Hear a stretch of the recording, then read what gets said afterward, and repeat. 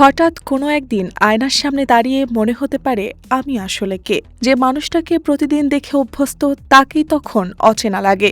জীবনের লক্ষ্য, নিজের পরিচয়, সম্পর্ক কিংবা ভবিষ্যৎ সবকিছু নিয়েই শুরু হয় এক অদ্ভুত প্রশ্নের ভেতর ডুবে যাওয়া। মনোবিজ্ঞানের ভাষায় একেই বলা হয় আইডেন্টিটি ক্রাইসিস বা আত্মপরিচয়ের সংকট।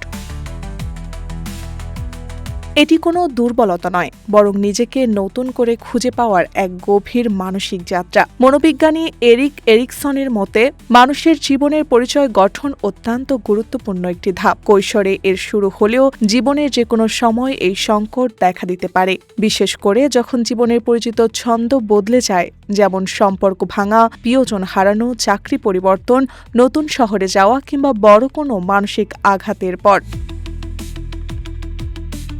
এই সংকটে থাকা মানুষদের মধ্যে কিছু সাধারণ লক্ষণ দেখা যায়, যেমন নিজের মূল্যবোধ নিয়ে প্রশ্ন জাগা, ভেতরে শূন্যতা অনুভব করা, উদ্দেশ্যহীন লাগা, সবসময় উদ্বেগ বা অস্থিরতায় ভোগা কিংবা সমাজে নিজের ভূমিকা নিয়ে দ্বিধায় থাকা।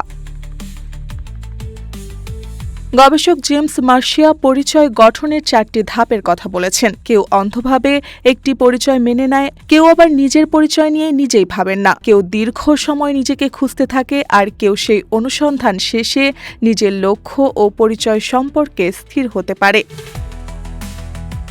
তবে সুখবর হলো এই সংকট থেকে বেরিয়ে আসার পথও আছে।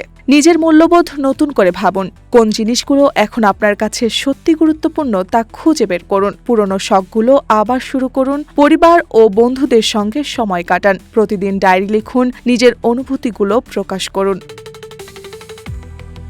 সবচেয়ে গুরুত্বপূর্ণ হলো নিজেকে সময় দিন, কারণ আত্মপরিচয়ের সংকট মানে আপনি হারিয়ে গেছেন তা নয়, বরং আপনি বদলাচ্ছেন, পরিণত হচ্ছেন, নিজেকে নতুন সংস্করণে চিনতে শিখেছেন।